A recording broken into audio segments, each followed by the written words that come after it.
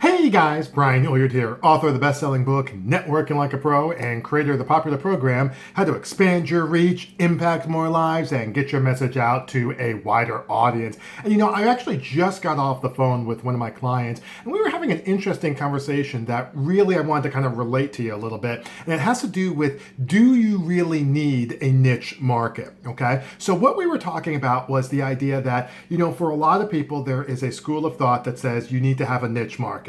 And for me personally, I was kind of like, when I was kind of getting my business going and even several years afterwards, I was kind of like, I resisted that, not because I didn't want to play ball. It just, to me, it felt restrictive. It felt like it was something that I didn't want to do. It felt, like I said, restrictive. And I didn't really feel like it was to my best and highest good. I understood that I couldn't be everything to everyone, but for whatever reason, that niche market really, that concept didn't really feel great, didn't resonate with me.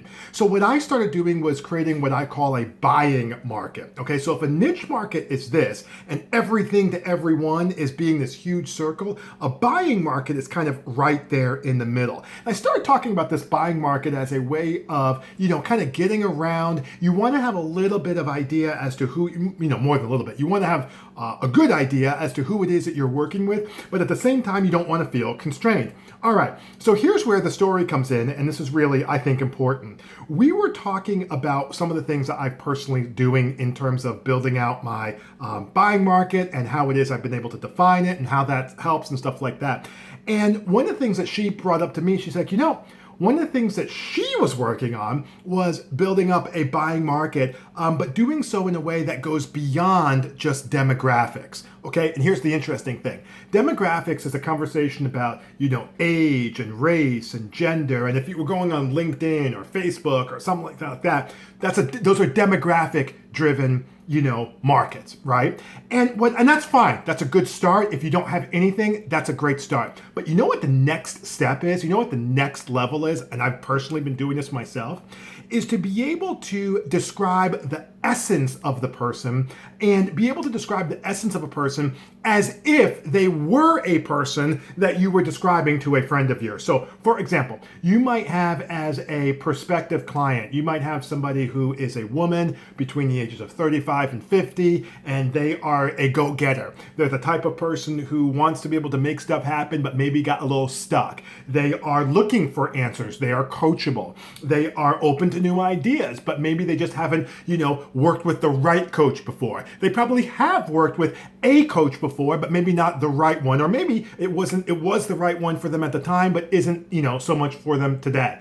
Do you see how you start putting a profile together? The way I describe it is when you talk about your buying market and you talk about who would work with you as a coach or a consultant or a service practitioner, whatever the case may be, you want to think in terms of describing this person, and you can give them a name. I was actually reading Russell Brunson's book, Traffic Secrets, and also my friend and coach, Marshall Bishop, down in Houston, Texas. We were talking about this.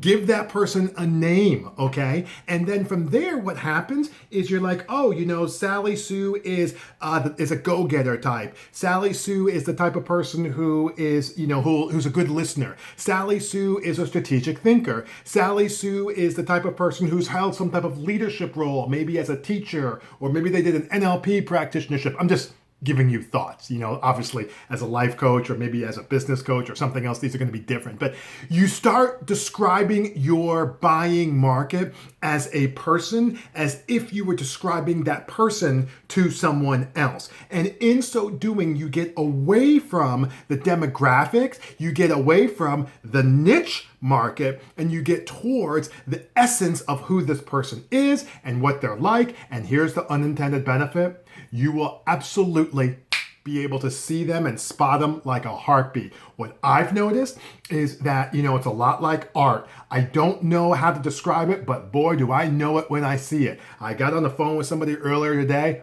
Boom. The minute I saw them, I was like, this is not my buying market. This is not the person who I typically work with. Now, that doesn't mean I jump off the phone. That doesn't mean I'm rude. But what it does mean is I don't spend a lot of time chasing people who aren't in my buying market. What it does mean is I'm super focused on who it is that is able to be in my market. What it also means, unintended benefit is I begin to attract, you guys know I'm energy people, I begin to attract those types of people into my life, into my workspace, and now I'm able to impact more people more than I would if I was just, oh, well, I just kind of want to work with people who are blah, blah, blah, blah, blah. All right. So I'm hoping that that makes sense for you. And as a matter of fact, take a second and like, share, or comment below. I take a look at all the comments. I handle those personally and comment back with folks. So if you have any type of thoughts, ideas, or maybe even want to push back a little bit, totally fine. Like, share, or comment. But hopefully this makes sense.